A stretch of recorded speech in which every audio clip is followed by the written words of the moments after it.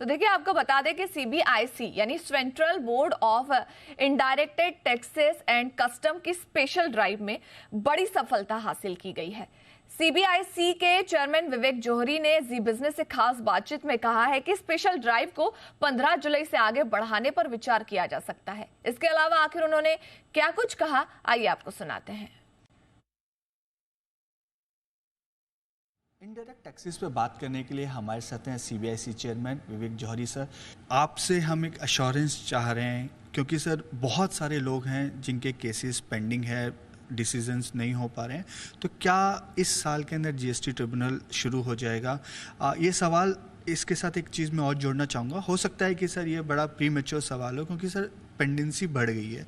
तो कोई ऐसी स्कीम सीबीएसई विचार कर रहा है जिससे पेंडेंसी कम हो पाए? क्योंकि बॉम्बे हाई कोर्ट का एक ऑर्डर आया है कि आप जैसी एप्लीकेशन लगाएं उसके 3 महीने के अंदर आपको कोर्ट से वो डिसीजन लेना है। तो इस केस में क्या होगा? इन चीज़ पे आपसे एक क्लैरिटी चाहिए।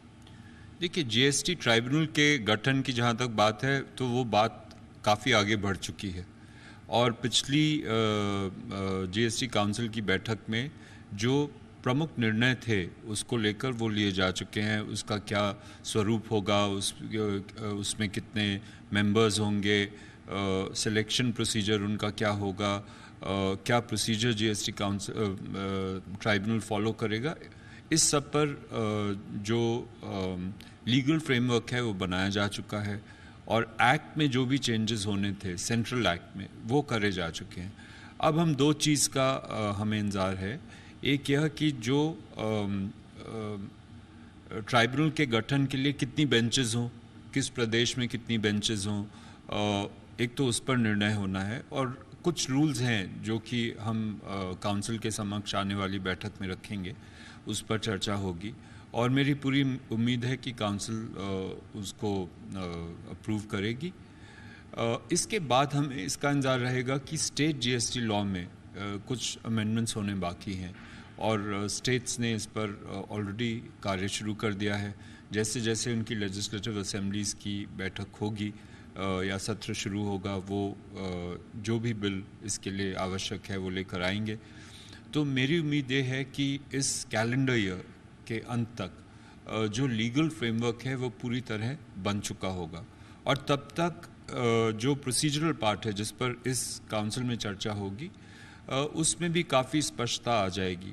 तो मेरा अनुमान यह है कि इस फाइनेंशियल ईयर में जीएसटी काउंसिल के ट्राइब्यूनल के गठन का काम शुरू हो जाएगा, और एक बार ये सब निर्णय हो जाएंगे फिर गठन में मेरे हिसाब से बहुत वक्त नहीं लगना चाहिए।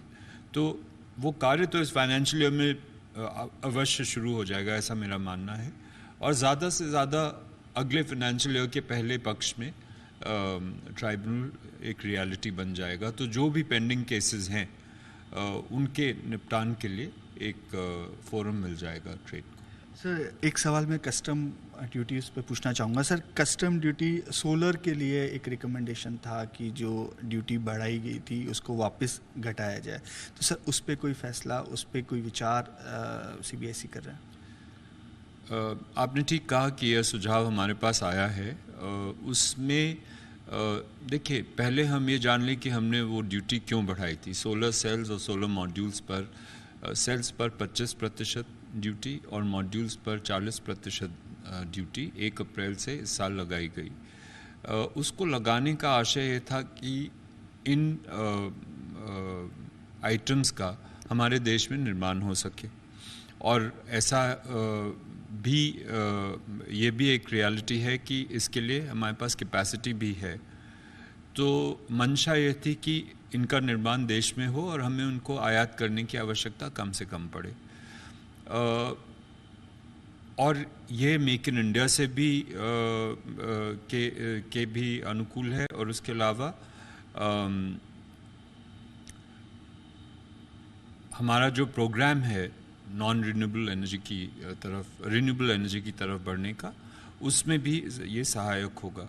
तो इन सब कारणों को ध्यान में रखते हुए ये ड्यूटी लगाई गई थी।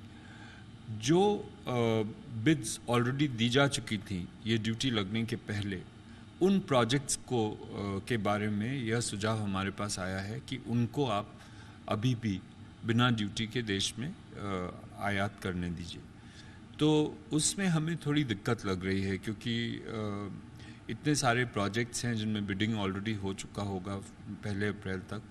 और एक बात ये भी ध्यान में रखनी चाहिए कि ये जो पॉलिसी है इसको हमने 1 साल पहले अनाउंस कर दिया था, तो इसलिए इंडस्ट्री को भी ये मालूम था, जो यूज़र्स हैं उनको भी मालूम था कि ये ड्यूटी लगने वाली है, तो उसको हमें स्वीकार करने में थोड़ी कठिनाई है। सर एक ऑनलाइन गेमिंग को लेकर है, मैं ऑनलाइन गेमिंग, हॉर्स रेसिंग और कैसीनो की रेट स्ट्रक्चर पे बात नहीं कर रहा, लेकिन सर बहुत सारे ऐसे केसेस DGGI ने पकड़े हैं जो जिनकी नेशनलिटी या जो रजिस्ट्रेशन है सर वो आउट ऑफ इंडिया है।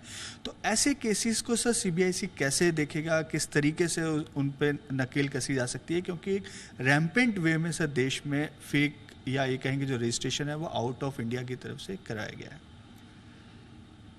देखिए, अगर आप जो लीगल स्थिति है उसके हिसाब से चलें तो ये जो सर्विस प्रोवाइडर्स हैं जो एक्शनेबल क्लेम्स जनरेट करते हैं ऑनलाइन गेमिंग के ज़रिए से, उनके लिए लीगल रिक्वायरमेंट ये है कि वो हमारे साथ रजिस्ट्रेशन लें। लेकिन आपने सही कहा कि कुछ ऐसे प्लेयर्स हैं जिन्होंने अपने सर्वर्स बाहर रखे हुए हैं, जिनका बिजनेस बाहर से चलता है। इस पर भी